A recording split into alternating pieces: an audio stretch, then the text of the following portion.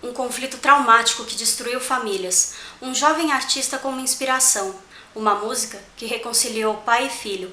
Qual o significado de Rooster, do Alice in Chains?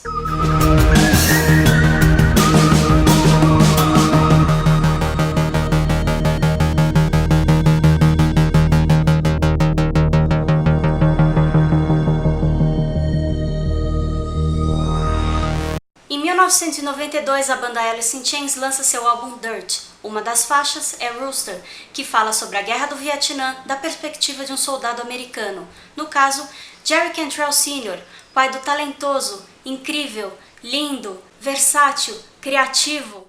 Muitos meses depois, Guitarrista da banda, Jerry Cantrell. Mas antes de mais nada, vamos entender o que foi a Guerra do Vietnã. A Guerra do Vietnã se estendeu de 1959 até 1975. Deixou o país em ruínas, causou milhões de mortes e ainda desperta debates. A guerra ainda rendeu diversas produções de cinema, teatro e televisão. Em 1945, 14 anos antes do conflito começar, Ho Chi Minh, líder da Liga Revolucionária para a Independência do Vietnã, conhecida como Viet Minh, apoiado pelo povo que estava faminto e doente, capturou a capital Hanoi e declarou o Vietnã independente. Mas em 1946, as forças francesas que outrora colonizaram o país, mas foram substituídas pelos japoneses, que também disputavam o domínio do Vietnã, começaram a retornar apoiados pelos americanos e atacaram Tonkin ao norte do país, iniciando a Guerra da Indochina. Os franceses só seriam derrotados em 1954. Pelo Tratado de Genebra, eles teriam de deixar o Vietnã e o país seria dividido ao longo do paralelo 17 até que eleições pudessem ser realizadas, o que não aconteceu. O país continuou dividido entre Vietnã do Norte, República Comunista liderada por Ho Chi Minh, e o Vietnã do Sul, liderado por Ngo Dinh Diem, que tomou o poder de forma antidemocrática, matou milhares que se opuseram ao seu governo e ainda oprimiu severamente o budismo. As tensões entre os lados aumentaram gradativamente entre 1955 e 1959 e a Guerra do Vietnã foi iniciada sem uma declaração formal de guerra. Os Estados Unidos temiam que o comunismo se espalhasse para o Vietnã do Sul e depois para o resto da Ásia. Por isso, ajudavam o governo sul-vietnamita. Mas em 1963, a gestão brutal de Ngo Dinh Diem cansou tanto os Estados Unidos quanto as forças militares do Sul e ele foi deposto e morto após tentar fugir. Nesse período, os americanos começaram a usar napalm e agente laranja, duas substâncias químicas nocivas, para limpar a folhagem da selva, o esconderijo natural dos guerrilheiros norte-vietnamitas. O napalm limpou grande parte da vegetação rasteira e causou nas pessoas ferimentos horríveis. O agente laranja estragou fazendas e plantações, causou graves doenças e continua a provocar problemas no Vietnã. Em agosto de 1964, a Agência de Segurança Nacional norte-americana reportou uma luta falsa no Golfo de Tonkin, massivamente divulgada pela mídia. O suposto confronto foi a justificativa para os Estados Unidos levarem ao Vietnã mais soldados e armas. Entre 1965 e 1968, os americanos bombardearam alvos estratégicos no Vietnã do Norte para interromper o fornecimento de tropas e armas para o Sul. Frequentemente, eles erravam os alvos e atingiam escolas e hospitais. Em 30 de janeiro de 68, o Vietnã do Norte lançou uma das maiores operações militares da guerra, que ficou conhecida como a Ofensiva do Tet, contra o Vietnã do Sul e seus aliados americanos. Apesar de ter sido um fracasso militar catastrófico para o Norte, a ofensiva causou uma reviravolta no conflito. Os sul-vietnamitas começaram a perder influência e a relação entre eles e os Estados Unidos ficou desgastada. As mortes de muitos soldados americanos, a determinação e ferocidade do ataque e a cobertura midiática chocante levou muitos americanos a concluir que não podiam vencer a guerra e passaram a exigir seu fim. A principal oposição veio dos estudantes. Na década de 60, movimentos de protesto começaram na Califórnia, mas se espalharam por todas as principais cidades e universidades dos Estados Unidos.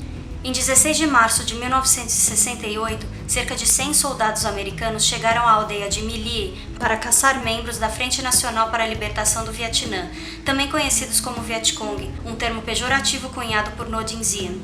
Em vez disso, eles encontraram uma vila tranquila, cheia de mulheres, crianças e idosos. Antes que o dia acabasse, 504 aldeões foram brutalmente assassinados no que ficaria conhecido como Massacre de My Lai. Em 4 de maio de 1970, 4 estudantes da Kent State University em Ohio foram baleados por soldados da Guarda Nacional do Estado durante um comício pacífico anti-guerra no campus, episódio que ficou conhecido como Massacre do Estado de Kent. Em 27 de janeiro de 1973, após muito sangue derramado, o presidente Richard Nixon assinou um cessar-fogo com o governo do Vietnã do Norte.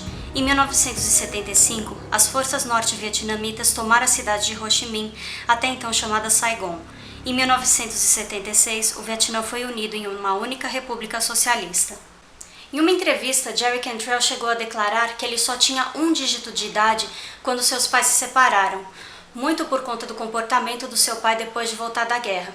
Ele então foi morar com a mãe e com a avó, foi criado por elas e até a sua adolescência, começo da fase adulta, ele ficava bastante revoltado com a situação ao pensar que o pai não chegou a abandonar a família, mas ele apresentou um comportamento muito distante depois que ele voltou da guerra. Mas em 1991, ele estava hospedado na casa de outro deus do grunge, Chris Cornell, e da sua esposa, na época, Susan Silver, que também era empresária do Alice in Chains. E então, durante uma noite silenciosa, ele estava deitado na cama dele, na cama que ele ficou durante aquelas semanas, e ele começou a lembrar da história do pai e repensar o relacionamento dos dois, e a partir daí ele começou a esboçar os primeiros versos do que viria a ser Rooster. A música tem o nome Rooster porque o pai dele tinha esse apelido, o avô do pai dele havia lhe dado esse apelido por causa do cabelo dele que lembrava o pente de um galo. Então ele começou a se perguntar se ele tivesse no lugar do pai dele ele teria feito melhor, e chegou à conclusão que não teria, que até teria feito pior, e então parou de culpá-lo. Quando Jerry tinha 18 anos, ele passou por um outro evento traumático, o falecimento da sua mãe.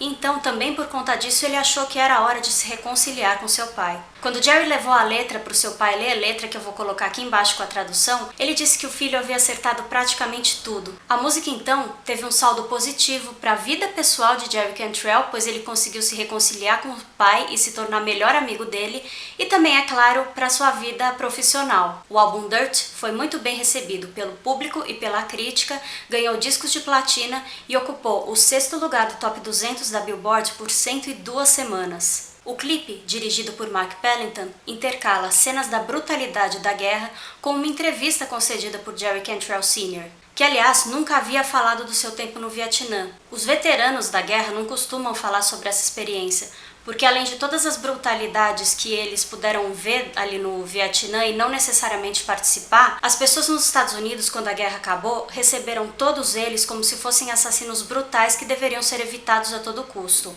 No clipe, então, o veterano declara que aquela foi uma experiência estranha e triste e que ele esperava que ninguém mais precisasse passar por aquilo, e que nas muitas incursões que ele fez ao Vietnã, tudo que ele conseguia pensar ali era: o que eu tô fazendo aqui? O clipe chegou a ser banido dos Estados Unidos, e quando questionado sobre isso, o talentoso, incrível, criativo, sensível, lindo... Tá bom, nós já fizemos isso. O vocalista da banda, Lane Staley, declarou que alguém que ele se refere por eles, provavelmente o governo americano, não queria que a juventude da época, no caso dos anos 90, visse como eles ferraram com tudo, fazendo algo muito errado em um momento muito ruim. Em uma outra entrevista, ele ainda declarou que o clipe é visceral daquele jeito porque a banda queria que ele fosse fiel ao enredo por trás da canção. Quanto a Jerry Cantrell e seu pai, o que a guerra separou, a arte uniu. Se você gostou desse vídeo, dá um joinha. Se não gostou, vai escutar Alice in Chains, porque é bem melhor realmente do que ficar aqui olhando pra minha cara. Passar bem.